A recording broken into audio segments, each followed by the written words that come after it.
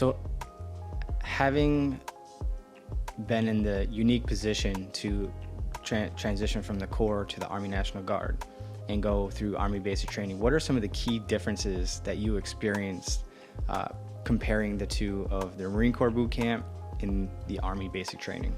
I would have to say the way discipline is instilled, and then the actual training events, meaning what they choose to do. So in basic training for 10 weeks, you're learning all basic combat skills. So I did more infantry stuff, quote unquote, in Army basic training than I did in the Marine Corps boot camp. Marine Corps boot camp is literally becoming a Marine, like just becoming a individual that is just hoorah, semper fi, good to go. So we have a saying called drill before kill. And that's because you have to learn how to drill before you could do any of the shooting and cool stuff, right? So Marine Corps instills discipline through their drill movements, right? Like taking that 30-inch step, tallest recruit in the front to shortest in the back, everyone having their position. When we're walking and you see us doing our left, right, left, you can literally see the space in between everyone's legs like crystal clear, and it doesn't miss a beat. You have the drill instructor there, pivot, pivot, pivot, you know, so everyone's just on beat. And then you do some shooting and some basic combat stuff, but it really is Marine Corps knowledge, drill, and just becoming a Marine, earn that title. And then when you get to MCT, which is Marine Combat Training, every Marine, whether you're a POG, which is person other than grunt, for all the grunts that don't like us, even though we help you guys out with everything, you learn the fundamentals of an infantryman, rucking, shooting, moving under fire, all the different things. Where in Army basic training, they kind of condense that in there and throw it, right? So we all got a chance to throw grenades in basic training, do some type of shooting, do tactical movements, hand and arm signals. So that was one of the biggest differences, how discipline was instilled and the actual basic combat skills that you're learning in the institution. So when you do you call it the MCT? Yeah, Marine Combat Training, right? That's after Marine Corps boot camp. And now would that be like equivalent to an infantryman in the Army National Guard or the Army?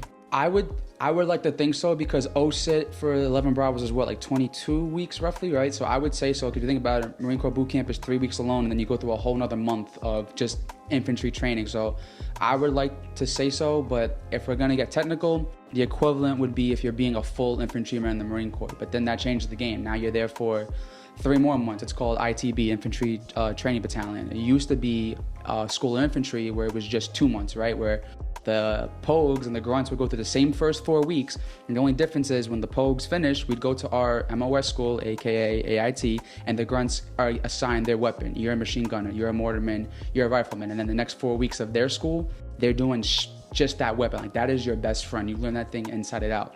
Whereas in the Army, it's more, from what I've seen, everyone is like a team player, and you kind of learn every weapon system, if that makes sense, and you're co-equal. There's no, you do this, you do that. That's more when you get to the unit from the 11 Bravos I've spoken to. But I'd say the training is pretty equal, because MCT is not fun. You eat MREs all day. When you get to the training part of it, oh my God, it's fun. You're kicking doors down, you feel like a grunt, you're doing like scenarios in a mountain town where people are coming at you, and it's great, but you gotta do so many things before you get to that part, so yeah. Yeah, the Army used to have this thing, I don't recall if it's still a thing, but we used to have this, it would be like the crawl, walk, run phase. Okay.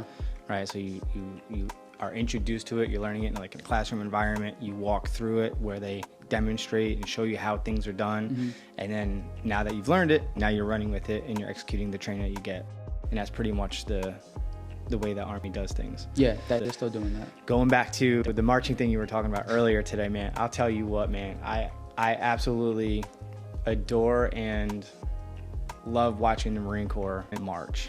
Right? Like how are you talking about the equal spacing? Yeah. Like, you guys are sharp AF. I swear to God, amazing. I love it. The Army is just about being in the right place at the right time with the foot and the movements and the pivoting.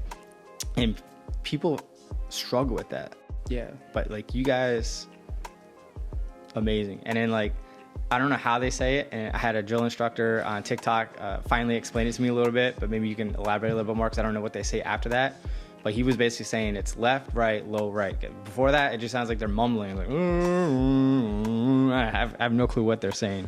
So I know that they mix it up after that, so it makes sense that the first 4 things is left, right, low, right. But what are they saying after that? They're essentially repeating the same thing over and over again, and then I call them ad-libs. So pretty much like, from what I've seen in Marine Corps DI school, my buddies there are DIs, and what I've heard in boot camp myself, it's like these little words they put in there. So it's like left, right, low, high to low, out on left, on low, right. And it's just like, it doesn't sound like it's words. Essentially, it's just like a word to fill in the gap to get to the low, right, low, if that makes sense. So that's really all it is. Like, it's like I was doing it in basic training and my guys were asking me like, you saying howdy? Like what are you from Toy Story? I'm like, relax, guy, relax. But yeah, essentially I call them ad-libs. It's just like to stretch it out, to keep the pace and keep the beat. But it is essentially just low, right, low. And you always listen for that first letter, right? So even if you don't understand, like my senior drill instructor, Staff Sergeant Diaz, who's retired now, shout out to you, Staff Sergeant Diaz, hotel company, 2nd Battalion, love you guys, you know, Paris Island. He was Puerto Rican, straight from the island. He had a very thick accent. So when he went through recruit training for Marine Corps boot camp, he was picked on all the time because he barely spoke a lick of English. And then when he'd call cadence sometimes, you know, we didn't really clearly understand, and we'd have to sometimes, you know, adjust our ears and be like, hey, that sounds like an L. Hey, that sounds like an R. And then just figure it out from there. So that way we weren't in the wrong, right? So it's like, my bad, your fault. So, you know, you just listen for those things. But to answer your question, I think they're just ad-libs in my opinion. Do they have things, you know how in the Army, like, we're like, around her head, she wore the yellow ribbon. Do they have things like that, or is it just left, right, low, right? It's literally just low, right, low. Again, it goes back to discipline, right? What was this? Okay, this was the saying they used to tell us in boot camp all the time. We would get smoked or corrective action, because we can't use the word smoke no more. It was discipline, sir. Discipline is the instant willingness and obedience, self-reliance and respect for authority, sir. So that was your answer to every question you possibly had as to why you're doing something. So to them, it's like, if we give you music and songs, you know, you might not take it as seriously, right? Because some people do take it as a joke and fool around, and now you're losing that discipline factor. But if we keep it low, right, and now we're holding our rifles doing that, that's another difference that we do in Marine Corps boot camp. Your M16 comes with you everywhere you go, live with it, breathe with it, clean it every day, drill with it, then you're able to stay in step and be more disciplined. But if we start giving you that freedom of, I guess, singing a song or that motivation cadence, then some people get carried away. So the Marine Corps sticks to their spirit, their core, and their traditions, which is just keeping it the low, right, low. And then what I've seen in the Army is that that's more of their way of getting us to be more, you know, motivated. Because again, the different phases is breaking you down, building you up, and essentially, so they call it in Army basic training, turning on the radio. So, you know, they tell us, hey, turn the radio on because now you're starting to sing. So now you guys should be a little more amped up because you're getting your privileges back little by little. And the Marine Corps does it too. Just no, we don't sing songs and, you know, those type of cadences, I would say. So. Gotcha. It's an interesting perspective, and I could see the discipline angle of their interpretation of that. Yeah, it's interesting, and I could see. Obviously, it must work because you guys look sharp. Yeah. I'm not going to lie, man. I look at some of these basic training graduation ceremonies and I see how they're marching. And I'm just like, yeah, 10 weeks. 10 weeks. It's ridiculous. It comes down to the individual, too. You know, it's like you're only as good as your drill sergeant and drill instructor, but also at the same time, you have to put the effort forward, right? So if you're not taking it seriously and you're not putting that foot in place, then you're not going to care, right? And the one thing I will say this, the difference between Marine Corps drill instructors and Army drill sergeants, you can talk to your drill sergeant a lot more and have a relationship in the Army than you would in the Marine Corps. And that is a big factor, right? In the Marine Corps, it's discipline. I'm your drill instructor, break you down. And if it's an absolute emergency, then yes, you can usually talk to them. But again, you're talking in third person, so it's very hard to get your thing out. And basic training, you can just talk to them. So like I had times in my drill sergeant, like she was new and we knew that, but she didn't admit it. And she'd be out of step. Like, hey, drill sergeant, you know, this looks a little off. Oh, roger that. As I was, you know, she'll say, it'll buff. That was her saying. Drill sergeant John, it'll buff. But you could talk to them more like, hey, it doesn't sound right. Hey, it's out of step. And they'll make the adjustment in a sense, you know. And so when you say that they talk more like with you in basic training, now, do you feel that that's more because you're a prior service, or do you feel like that they were like that with even just non-prior people that have never served before? I feel like it's 50-50 if I'm being honest with you, because I think I got a little more because of prior service, but they treated everybody pretty much equally. And, you know, I had, I'll be transparent, I had a problem at home. I had my girlfriend who was pregnant with my daughter, and she was a high-risk pregnancy, so it was very hard to do that stuff. But if I was going through anything I need to communicate, I was able to do that along with the other trainees that had high-risk pregnancies and other issues too. you were able to go up to them and talk to them like a human being, right? They saw you were down, they come over there. They still had that, fact of, hey, I'm not your friend in a sense, I'm here to train you, but that father or mother figure also came out when it was really something that needed to be addressed. So I'd say that's the biggest difference, right? They'd really come up to you and whatever you need. I got to go home on a 4-day Red Cross message. That's not a good thing. You don't ever want to get Red Cross. It's nothing good.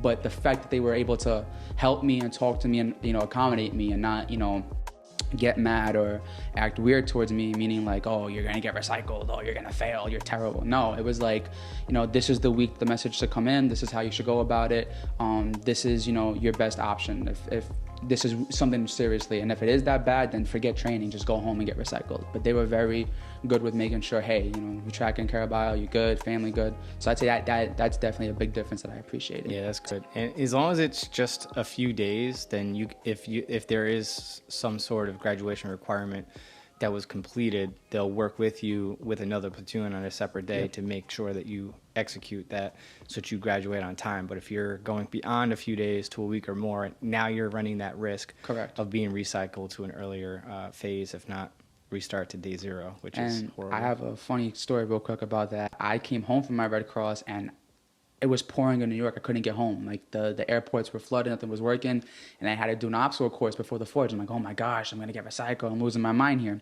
So I wait all day, getting on and off the plane. Finally, I catch a flight going to Texas. I go from DFW, Texas. I land there. It's 12 in the morning. I'm like, I got training in a few hours. So what am I going to do? Haven't slept, haven't ate, losing my mind. Call an Uber. By the grace of God, an Uber comes to pick me up from DFW airport and drives me from DFW to Fort Sill, Oklahoma. I make it just in time for first morning PT. They're like, where the heck did this guy come from? Right off the plane, changed to my PTs, and now I'm PTing, doing the obstacle course all in a day. So it really comes down to your dedication. Now, I wasn't going to get recycled, they told me, but, I just take things into my own hands if I can. So I was like, I want to be there. I don't want to have to make this up because I would have had to make it up on the forge if I missed it. And I didn't want to do that. I want to focus and get through it. So literally drove in an Uber from 3 hours from DFW, Texas to Fort Sill, Oklahoma for first morning PT. And they're like, where did this guy come from? That is definitely dedication right there. And a little bit of fear sprinkled in there. That too.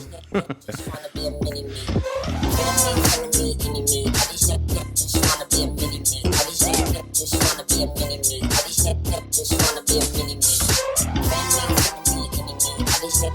wanna be a mini me.